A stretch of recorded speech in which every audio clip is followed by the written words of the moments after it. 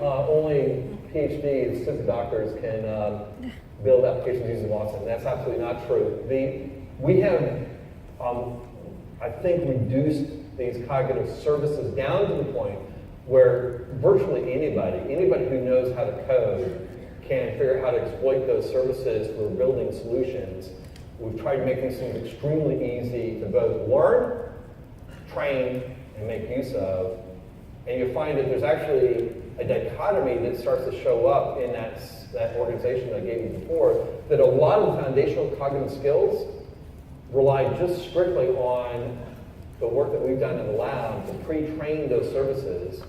Typically, those services don't require that you ingest any additional information. They simply operate on what you supply them at the time that you call them, and then they operate really out of the box based on training that we've already done in advance of your use. And of course, in some cases, you can go in and customize that training around particular areas that you want more focus on, but in any case, it actually is not difficult to use a lot of these services.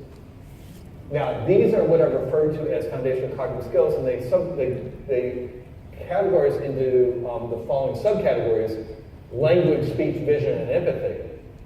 Language services are kind of our tradition. That's where we started. If you look at the work that we did with Watson for Jeopardy, it was about language. It was about trying to understand documents and the intention and the meaning and the subject and the topics that you might find in those articles, to be able to identify the entities and the relationships and the sort of basic recognition of what was being represented and expressed in those documents.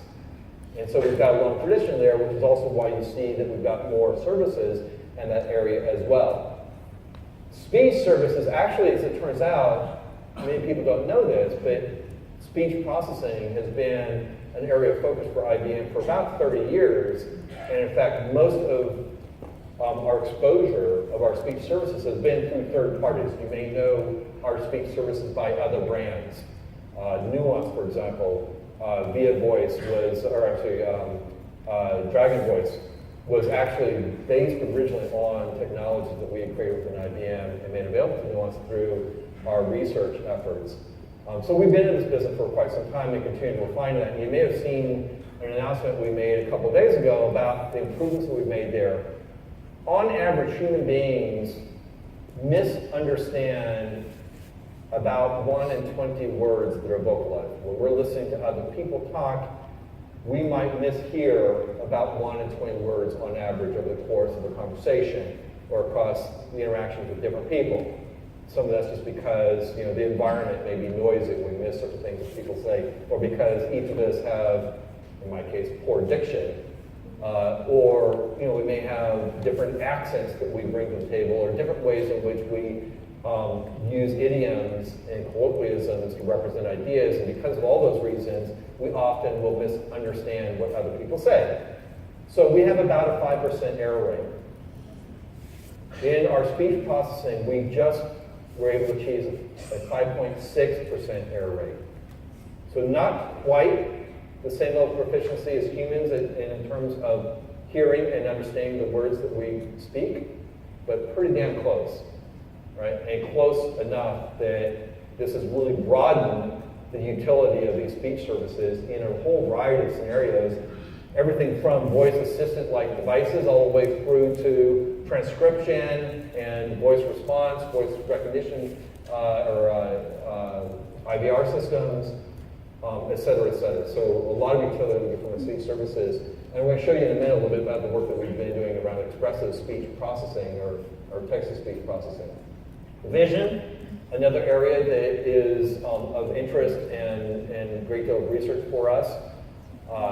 We've been making dramatic improvements in visual acuity, the ability to use an image that you might capture from a camera or a video device and recognize what's in that image, recognize what's going on in that scene, characterize what is being seen in that image, and so forth. And then finally, empathy. And empathy is actually quite important because if you think about it, it's through our understanding of each other's personality and our emotional state that we begin to recognize intention and how to respond to that intention. So let me give you a little example about some empathy here. I'm going to focus on this thing called tone analyzer. Right? Tone analyzer is designed using psycholinguistic analysis to understand how other people are going to hear what you might have to say. And I've taken an example from a dating service and a profile that was entered describing somebody. It was a man that was describing himself, I assume with the intention of finding a mate. And you'll see that we can look at this and begin to understand what kind of tone will other people hear in the way that this person wrote things. And of course, we can do a very general summarization. And what's interesting here is that, of course, you would hope and expect that in a place where you're trying to advertise yourself for a mate, that there should be a lot of joy, right? That people will hear joy in what this person is saying. And of course, we did find that. But what's interesting is there's actually a high degree of anger in this expression as well. And I'll show you some examples of that here. So first of all, an example of joy. So this person said, what I'm doing with my life, working toward a new goal, keeping fit, helping others, and traveling whenever I get a chance. And most people, when they read that, their inner voice will make it sound like this person's in a joyful mood, right? But let me show you a different example here. Come on. So this one, it says, I'm really good at listening, enjoying the moment, and many other things. And it turns out that there's a great deal of sadness that's heard in this expression. Why? Probably because if you look closely at this, and it says, I'm really good at listening, enjoying the moment, and there's other stuff that I just am too sad to elaborate on. Right? Now, of course, it's only 21%, so not everybody hears that sadness, but enough people will hear it that if you have said things that way, you might want to think twice about rewriting that to avoid even that misrepresentation or misconception of what I'm trying to say about myself. Give another example. I raised 2 great kids, and now I'm starting a new chapter in my life. 23% of people will hear anger in that. Right? I raised 2 great kids, and God damn it, I'm having to start all over again. Right? And then it left me, and now I got to create a new chapter. I mean, where to start, except for this damn site. So my point in this is that how people hear what you say matters. It influences them.